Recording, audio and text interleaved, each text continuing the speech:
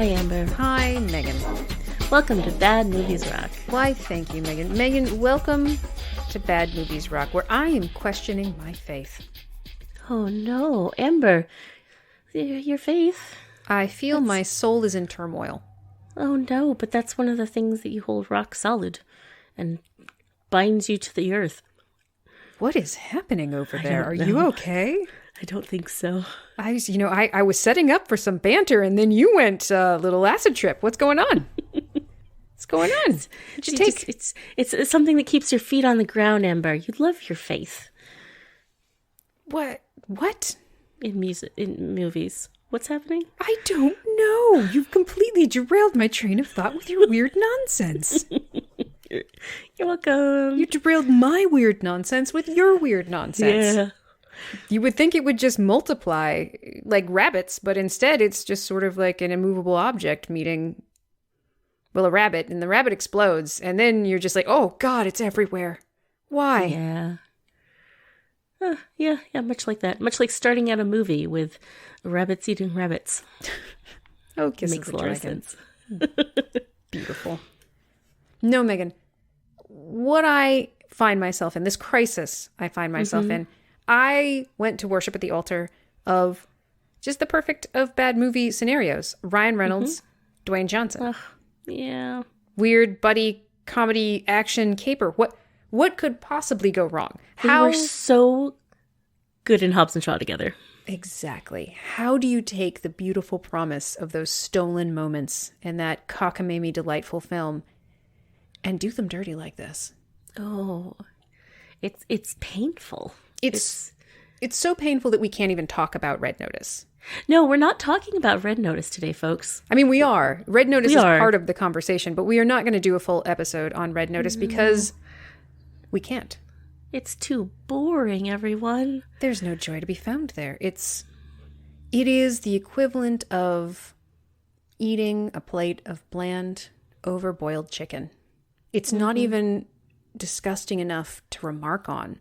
I would rather bite in to a moldy sandwich. At the very least, I can tell people about the disgusting experience I just had. I can tell people about the harrowing journey from health to projectile vomiting to wellness again. Bland boiled chicken is not a story. Bland boiled chicken is not even an experience. It's just some shit that happened and you didn't die of hunger that day. Yeah, it's why we can talk about Double Dragon and not Red Notice. Right? Yeah. Megan, what this movie has made us have to come to terms with, I hate this, is that there's something broken at Netflix. Or there's something broken with us, the movie audience, that Netflix is able to profit from and accomplish their goal of just getting eyeballs on mediocrity. It's working. Yeah. But at what cost? Yeah. At the cost of Amber watching a Ryan Reynolds film and not laughing once, folks. Not once. And I was ready for it to be not good. I knew it wasn't going to be good, but I love not good. I'm ready. I'm open. If I become hardened, have my expectations somehow exceeded reality? Dude, we watched Mortal Kombat and it was wonderful. We watched Safe. It was terrible, but we had some stuff to talk about. Red Notice has broken me, and that foundation, I realized, had already been cracked. Yeah. How so, Amber? Thunder Force. Oh, Thunder Force, no. Gunpowder Milkshake. Well, now you're just naming movies that we couldn't finish watching because they were just so painful. So painful. And we touched on this in another episode when we kind of mentioned we couldn't talk about Thunder Force because. Yeah. But it's part of a larger conversation that we've decided to have here today. Yes, with you folks. With you folks. Welcome. You don't get to participate in it. You just get to listen to it. It's my favorite kind of conversation. Yeah. I mean, you could participate if you wanted to by emailing us at badmoviesrockpodcast@gmail.com or going to our Twitter, badmoviesrock, at twitter.com. It was so close to being so smooth. And then it wasn't, and it made it better. Thank you, Megan. Excellent. You're welcome. I needed that. I needed that after Red Notice. All right, heavy sigh.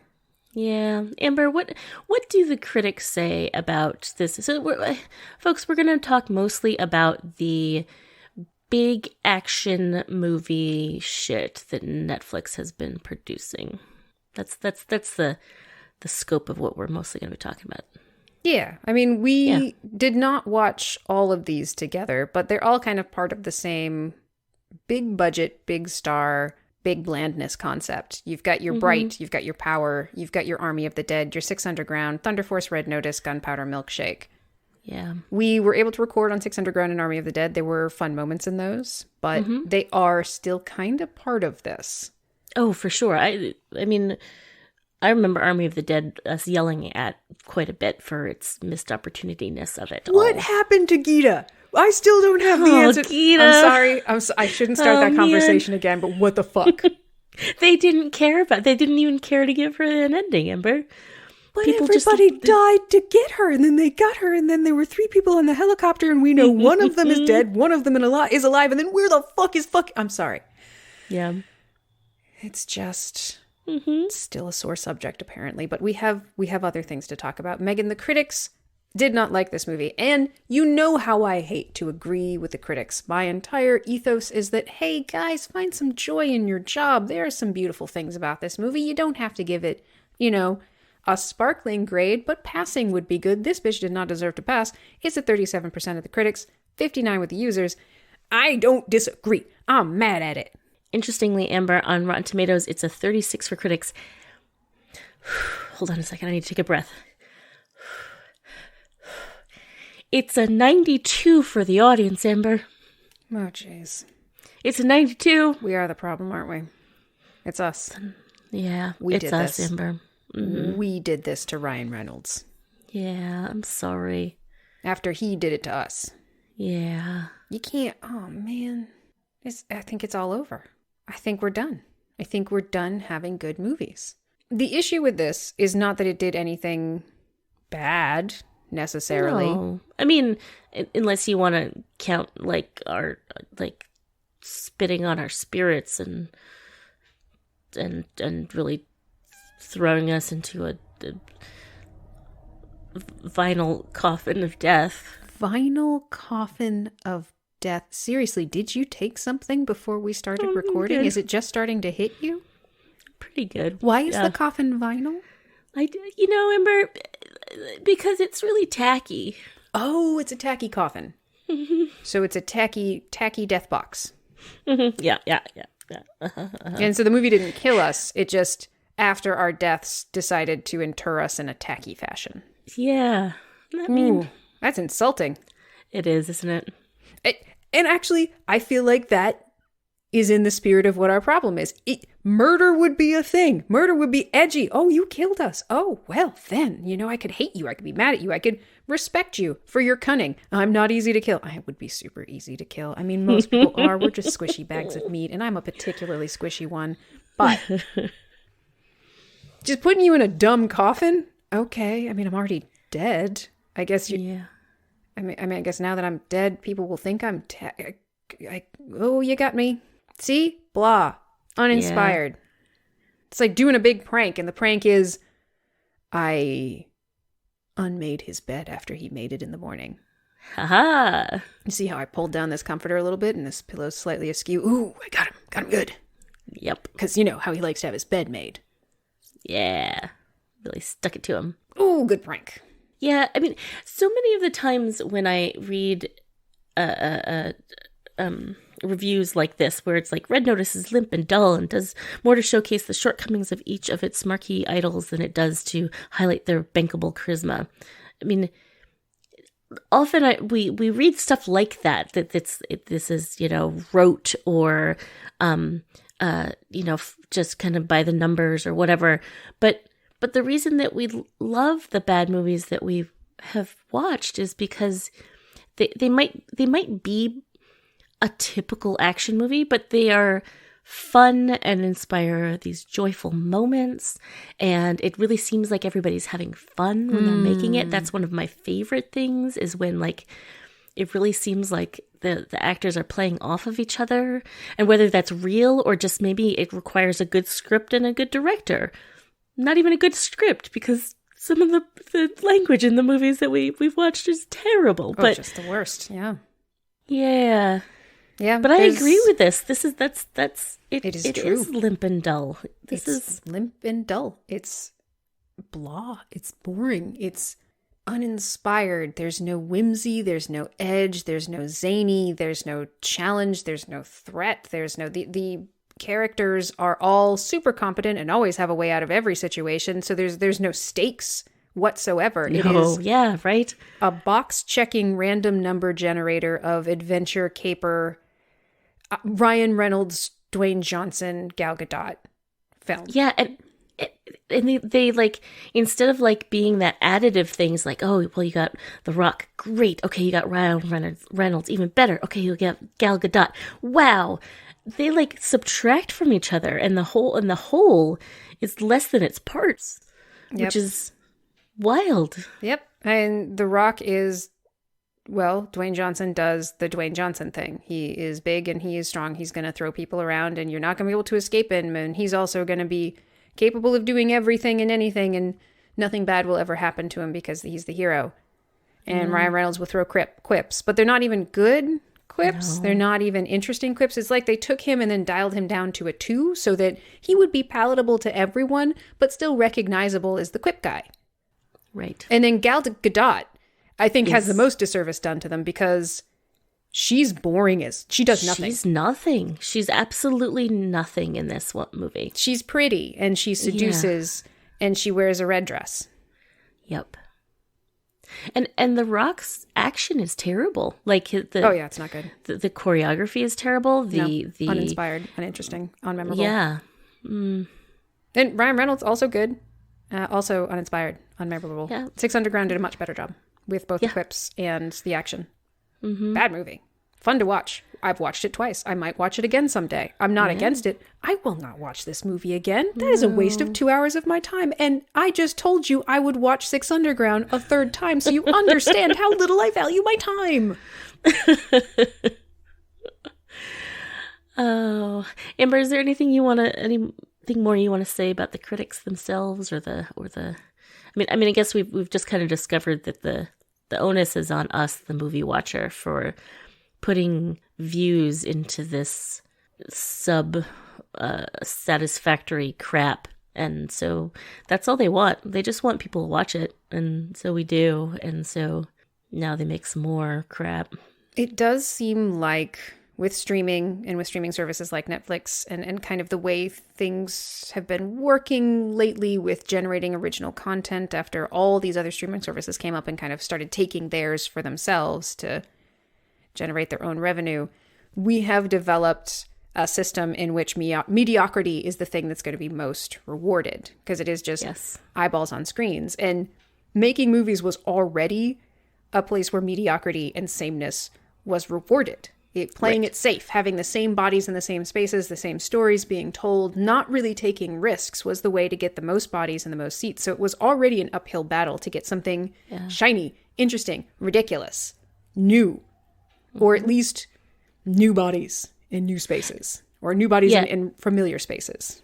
Exactly. And that's why like so many movies go from like, you know, great, and then their sequels are like, what was it? It was The Expendables that went from rated R to rated PG-13. It's all about getting more people to watch it. You take away the little bit of edge that Expendables has of being like graphically violent, and then you dumb it down to a PG-13 because you want more people to view it. Like you're just defanging everything. And then you bloat the budget to get big shiny actors to draw people in. Oh, I know that guy. I like them. I like their other work. And so you're banking on the cachet and the familiarity and the already joy associated with that person.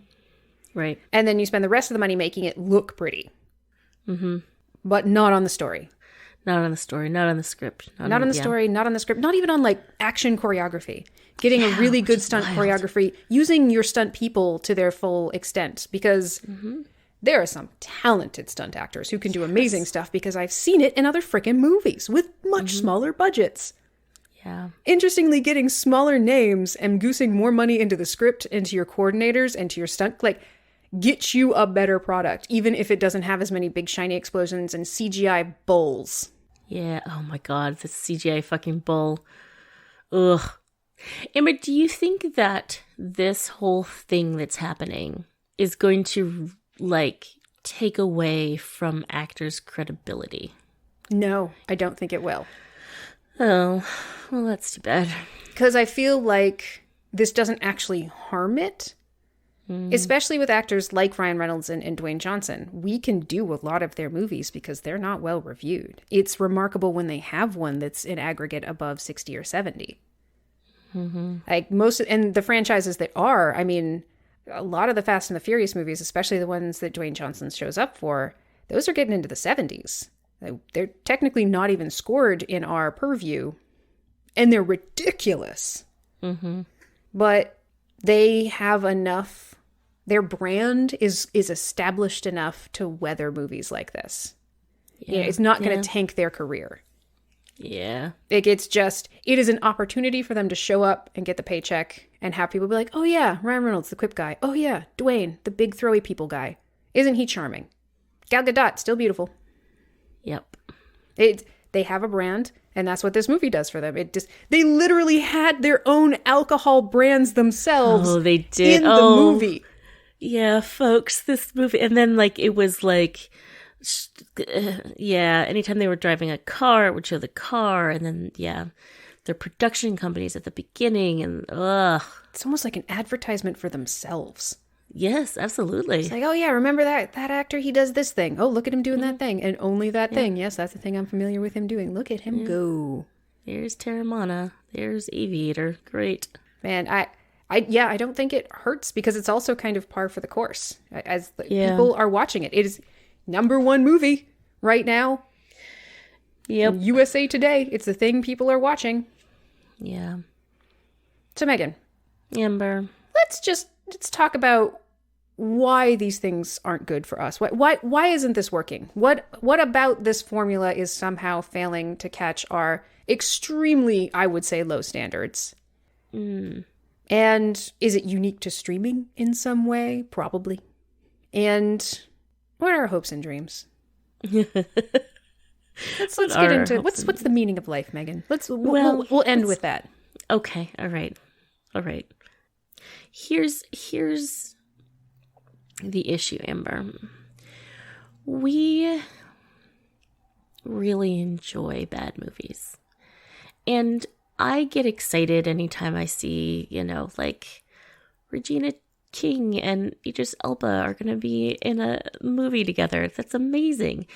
And now that we've watched these just so bland Netflix movies, my expectations have now plummeted in terms of, like, I can't even, like, Amber and I didn't watch Gunpowder Milkshake for a very long time, despite being, like, Michelle Yeoh and Angela Bassett are in it, and, like, what we got so excited, everyone, and then it dawned on both Amber and I think individually, and then we didn't talk about it. But, like, we're like, well, we'll put off watching that one because we want to live in the bliss of thinking it was a decent movie. A world we'll want to visit, a thing we'll want to think about, something a shared experience we can have that when we look back on it, it fills us with joy and delight, or at the very least, fondness. Yeah. Megan, could we finish that movie? We could not, Amber. We watched maybe the first 45 minutes, an hour, and then we fast forwarded through the rest to just see if anything else would be. I've never fast forwarded through a movie before, Amber. I know. How much do I love Angela Bassett? Just Angela Bassett alone. Like Carla Gugino, love her. Michelle Yeoh, love her. Karen Gillan, love her. Lena Headey, great. She was a great bad guy and so many things. But, like, remember in Dread? I'm not even talking. Oh yeah, fuck Game so of Thrones. Good, so good, so creepy. It really didn't have to do that much to, at the very least, earn my appreciation. And we couldn't finish it. It was so bland. Yeah. Just like Red Notice. It was, and it was trying to do genre really hard. It wasn't even just the simple, like, ooh, a missing art artifact. Well, it must be in a Nazi bunker somewhere because, it's in a Nazi bunker somewhere. It always is. Mm-hmm. It always is. It's probably in South America in a Nazi bunker. Because it's art and it's missing. Yep. This was, like neo-noir spaghetti western, but women. Yep. It was, yeah. I call it neon noir because there was so much neon. Yeah. Because there was a lot of neon. You're not wrong. Yeah. Yep. The action scenes were really not good. Oh, they were terrible. They were not well shot. They were not well choreographed. They were so boring.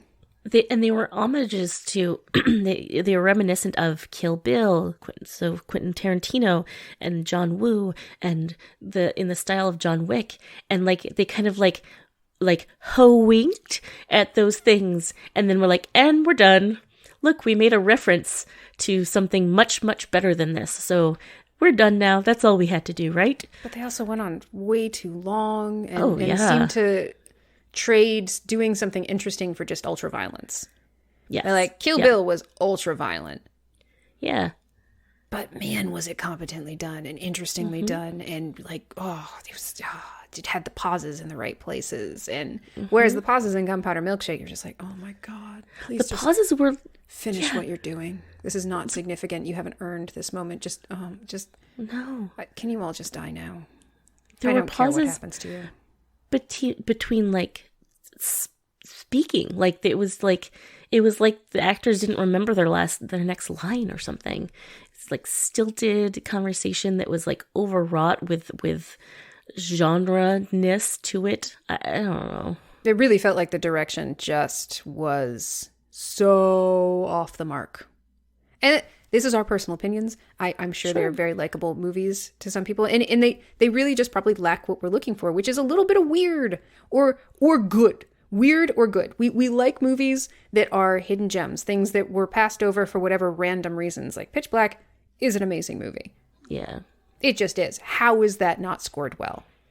And it was Vin Diesel at his freshest and hungriest. And so he is fucking playful. He's dislocating his own shoulders. He's in it to win it, to prove himself. Vin Diesel now is just doing his own brand, and it's a fatigue thing. But he can still be fun. We love hidden gems, movies that are underappreciated. We also love a movie that we acknowledge is bad, but it does something funny or interesting or has good lines. It has moments that bring us joy. These safe, trite, rote, and we love when you do something that we've seen 100 times in a fun way. If you do it fun, yeah. If you do it fun. These are just so safe, so mediocre, so lifeless and joyless. They don't seem like they're having any fun. No. They're certainly not taking any risks whatsoever. And it really is just the way to appeal to the most people. Yep. Without being memorable in any fashion. It is disposable cinema. Like the paper plate of movies. Well, that meal is finished. I don't remember what I just ate. Bye. Yeah. I can scroll around on my phone while this movie is happening. And I'll be fine. I won't really miss much of anything. And we're fine with it, I think, because we're not spending money on it. To our minds, it kind of feels free because the subscription service is monthly and we've had it for years. We don't even think about necessarily the cost for most of us. Yeah. I just showed my privilege. I didn't even think about the cost of my Netflix subscription. Yeah. Yes, I'm living the high life. But it's different than going to a movie, like plopping down, like you drive to the theater, you plop down $15, you get your seats. Like it's, if that movie fails to entertain you, you are furious at it. Right. Because it just cost you a lot of time and effort and actual cash. Yes. This feels free. And it's not even the big experience. It's not immersive. You're not sitting in the dark. So you can just like flick on your television, watch a 2-hour movie, and it's a place to dump your time. Yeah. It's not a place to spend your time. It's not a place to enjoy your time. It's not an experience. And it can be, but I don't think they're trying to be anymore. Yeah. It can be Mortal Kombat. It can be Mortal Kombat, Megan. Yeah. I don't want to just watch movies to like kill away the hours. And that's what this feels like. Before I'm put in my vinyl coffin. I want to... Your vinyl coffin. Ah, the vinyl coffin that awaits us all at the end of our movie watching years. I want something like ridiculous and fun. Like, yeah. Let me bite into a moldy sandwich if you're not going to give me a sumptuous feast. Yeah. Because I'll find something to get me through. At least I have a story to tell, if not a delicious meal. So, Amber, another overarching theme of these movies is that there's just so much missed opportunity in films with such, I mean, like, they're great actors, like fun, sometimes great, sometimes just fun actors, you know? And you could have something that's really interesting, and you could have something that's really funny. I mean, how do you fuck up Octavia Spencer and Melissa McCarthy? Oh, man. I Yeah, mean, that's not just good actors with massive ability to do both drama and humor. It's also, like, and we talked about this, a missed opportunity because you have two women over the age of 30 who are not skinny as goddamn superheroes. It's amazing. That's amazing. Should be amazing. It should be amazing. And those women are Melissa McCarthy and Octavia Spencer. Holy shit, you just blew my mind. Yep. And then to make something so middle of the road, so safe. And what was the phrase that you used? That it cosigns rather than questions the line between, or the link between, like, beauty and power and goodness. It's supposed to be like, it's supposed to be making a point about that these women can be heroes, but, like, the heroes become the joke because they can't wash their suits and they smell bad, and they can't get in and out of the car, and they can't. She's eating raw chicken, and there's something to be said for lampooning the ridiculousness of the superhero genre. Like, yeah, that car's ridiculous. It'd be hard for anyone to get in and out of, and yeah, the suits are ridiculous. How do they launder that shit? Right.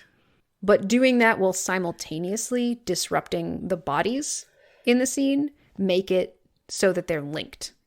Right. Yep. As opposed to sort of having a more meta conversation about the genre and kind of the physicality of the genre and the details of the genre and how ridiculous the entire thing is.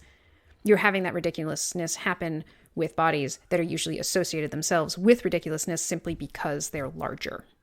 And so it even if that wasn't the intent to make that linkage is made. Yes. And so you have so many missed opportunities to be disruptive. It would have been more disruptive if they had just done it by the book. Just literally put Melissa McCarthy and Octavia Spencer in a standard superhero movie. Yeah. Yeah. I mean, I would have loved that.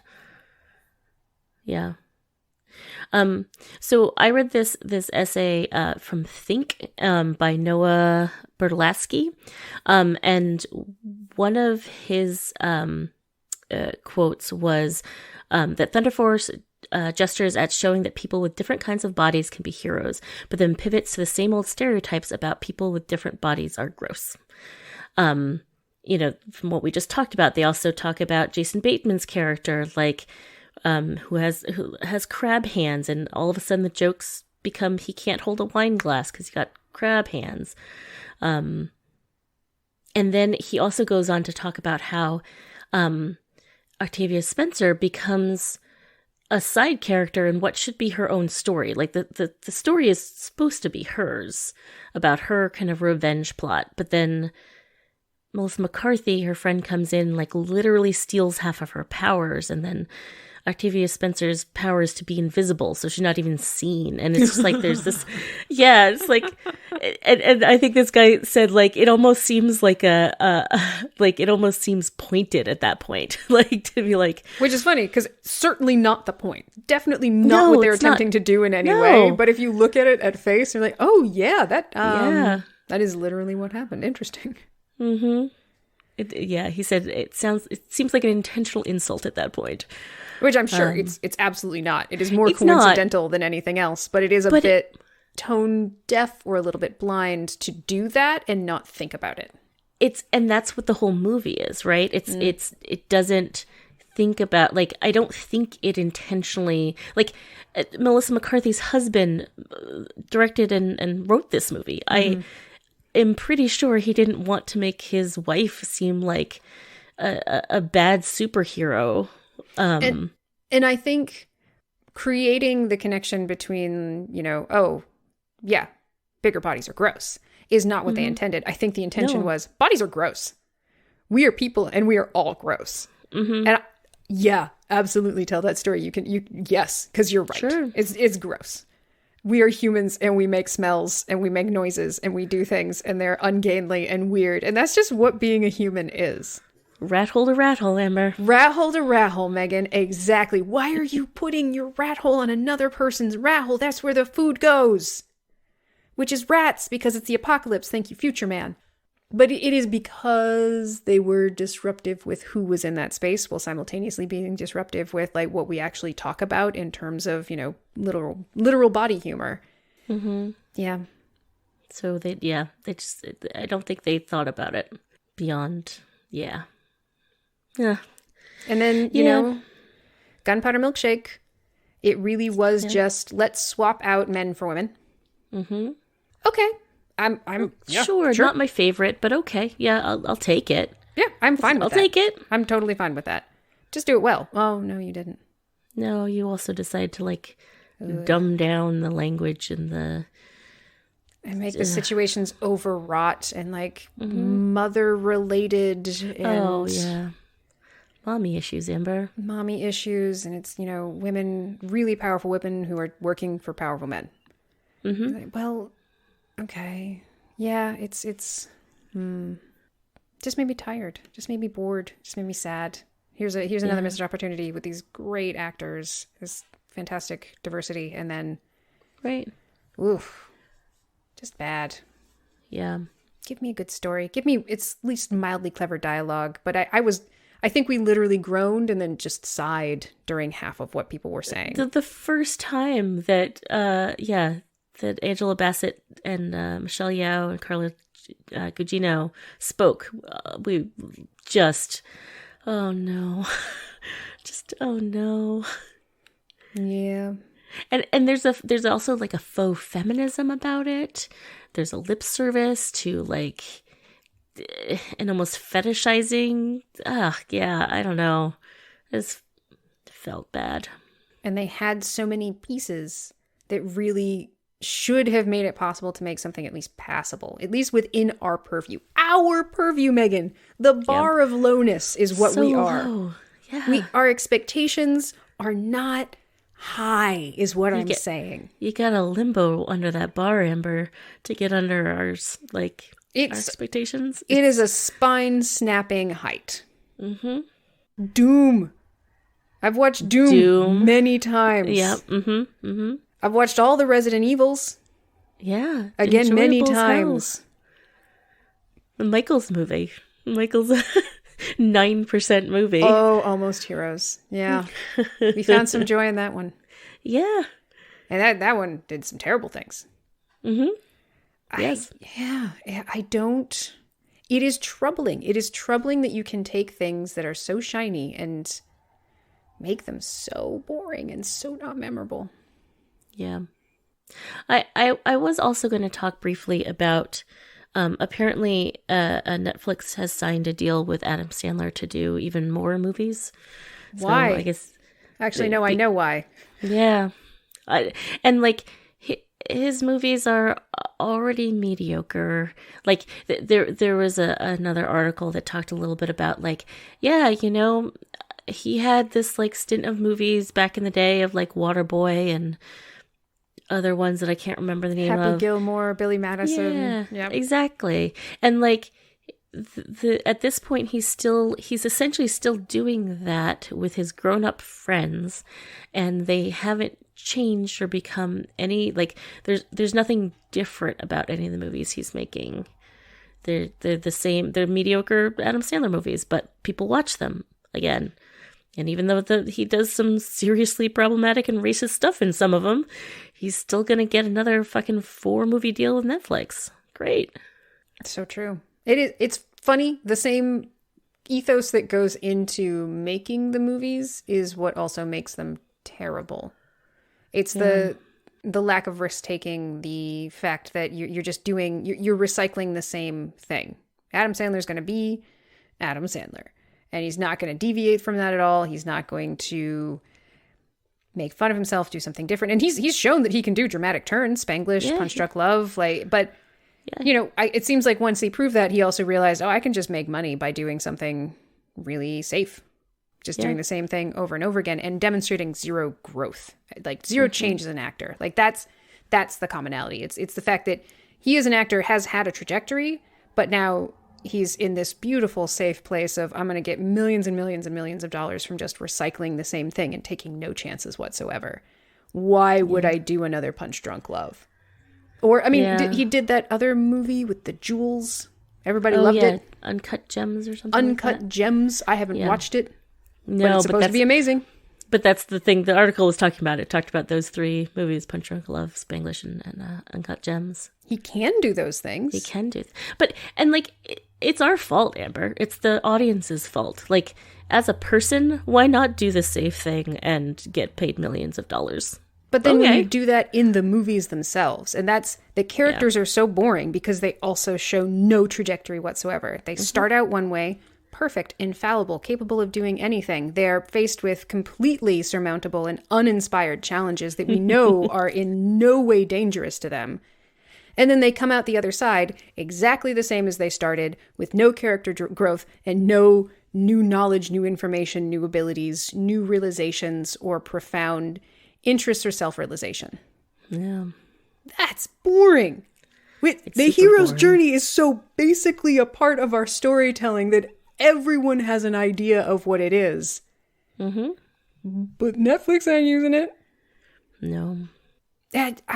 What is more fun, especially in like a comedic action movie, than watching one of the main characters die? The other guys, when they kill Dwayne Johnson and Samuel L. Jackson.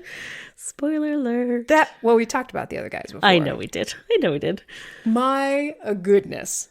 Hilarious. You were laughing for minutes. Until the end of the movie, essentially. And then they did Death Pops. That movie was coming at you hard and fast. We still do Desk Pops on PUBG. And we really annoy Leo. It's great. I love it so much. But then you have the Netflix Mark Wahlberg movie with Winston Duke, another great actor, buddy action comedy called Spencer Confidential. Oh. Uh-huh. So fucking boring and bad. So boring and bad. So uninteresting. I didn't even tell you I watched it, Megan. Yeah. I feel lied to. It's you have the other guys, brilliant, amazing, funny, hilarious, great action, unexpected things that are done to you as the viewer. They take your expectations. Oh, who are these 2 big actors? Oh, they must be the stars of the movie, but I thought it was Mark Wahlberg and Will Ferrell. I guess these are too. Oh no, they're dead. Oh, they just jumped off a building. Jumped into a death bush. Yeah, okay, great. Fantastic. And then he comes to Netflix and Spencer Confidential. And Ryan Reynolds and Dwayne Johnson in Hobbs and Shaw, Stolen Beautiful Moments. Yes, give me 2 hours of that. Weird, like just pushing a brick through somebody's chest. Amber, it's easier than you thought it would be. Easier than you thought it would be. And is that it's the same insistence. In Red Notice, it's we're best friends. We're not friends. We're best friends. Yeah. It's the same dynamic that's happening. Same exact dynamic. But it's so not funny. No. Oh, boy. And then the fake moments of bonding. Oh, I guess we both had rough fathers. Good thing we're not both strippers. Even the twist at the end, followed by the other twist at the very end, is just so tiresome. Yeah.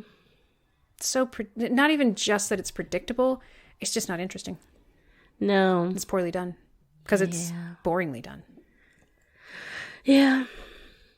Well, Megan, Amber. I feel like we've done an excellent job whining and being disappointed on this podcast of fun and joy. Yes. I feel like we needed to do this, though, to kind of... It had a catharsis. It did. And we did watch several movies that we could not talk about on BMR because it was just not possible to get to do.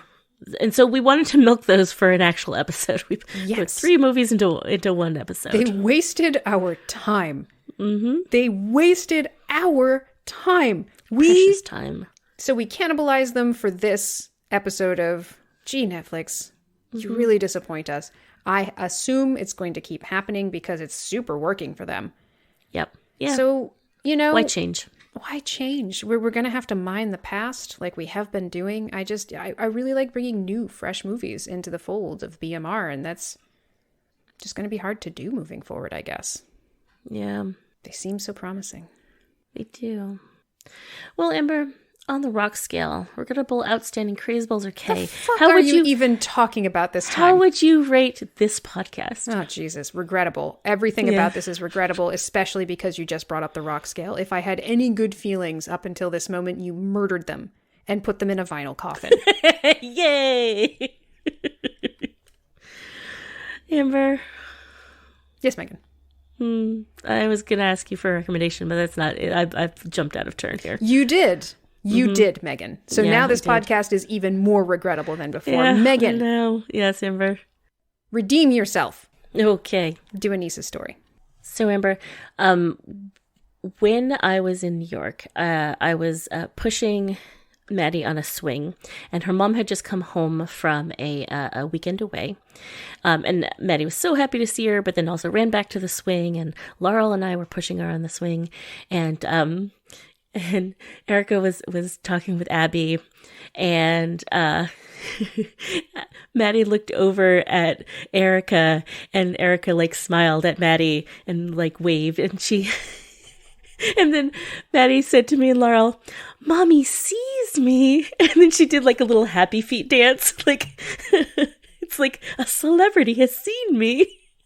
Mommy sees me.